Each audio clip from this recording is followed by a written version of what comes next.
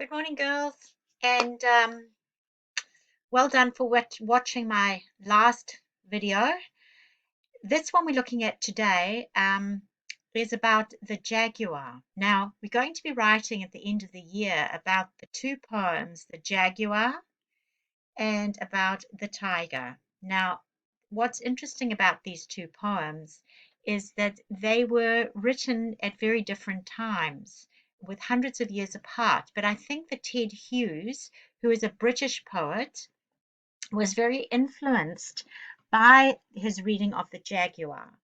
Now, Ted Hughes is a British poet who was a poet laureate, which means he was a very famous poet. He died in 1998. Um, he was a poet who came from a place called Yorkshire in Britain. Um, and he was very concerned with the human condition. What that means, he thought a lot about humanity, people, and about how they lived in captivity in the sense that people just were caught up in their worlds and their lives. And for him, the jaguar represented something that could break free of this, even though his life was chained. He could see past the bars that hold him. And the jaguar, so in a way, this poem is symbolic of humankind, although he's using animals as a symbol. Now, there's a lot of similarity between the jaguar and the tiger. Both poems are written using quatrains or four-line stanzas. The jaguar has five, whereas the tiger had six. This one uses free verse, and there's a lot of enjambment that you're going to see. Enjambment is where the lines carry on, they run on onto the next line. Quickly go through the meaning of the words here. Well, first of all, an ape is all the different kinds of apes, monkeys, you would probably buy chimpanzees, and they're very much associated as well with human beings. They yawn. You yawn when you're bored. Listen to the sound, yawn. So the sound of the word actually sounds like the sound we make. And adore, their fleas in the sun. To adore is to love.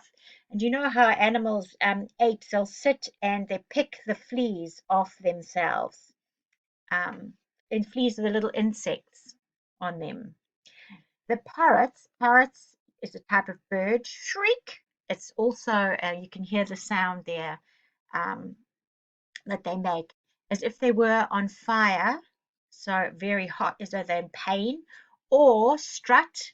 A strut is a kind of walk where you feel very proud of yourself, like cheap tarts. Cheap tart, a tart is someone who is the opposite of someone stylish. They sell themselves often, and cheap, just showing that they're not to be respected. To attract the stroller are people who are wandering past the cages with the nut. So they're waiting for food. So rather than yeah, so they're very interested in the people that are coming to watch them. They want to get their attention. Fatigued with indolence. Fatigued is a very strong word to show very tired. Indolence is a very strong word to show that you are so tired and bored. Tiger and lion lie still as the sun, so they're not moving. They're so bored.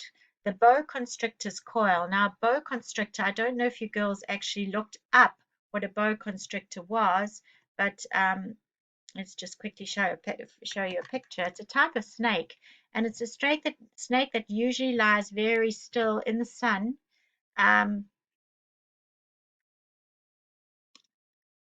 There you go.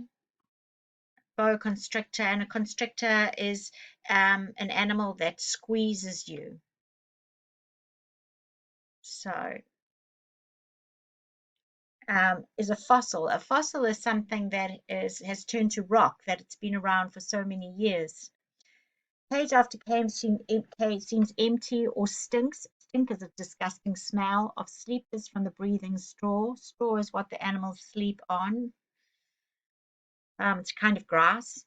It might be painted on a nursery wall. Nursery is a word for a place babies would sleep. Who runs past the rest? The Like the rest past these arrives. These being these animals here arrives at a cage where the crowd stands. Stares, mesmerized, stares to look for a long time.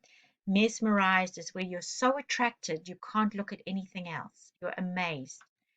As a child, at a jaguar hurrying enraged. Enraged is extremely angry.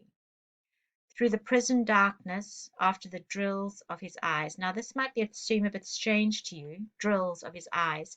But you know, if someone stares at you, we can say like the eyes drill into you. And drill is something, an instrument that you use to make holes.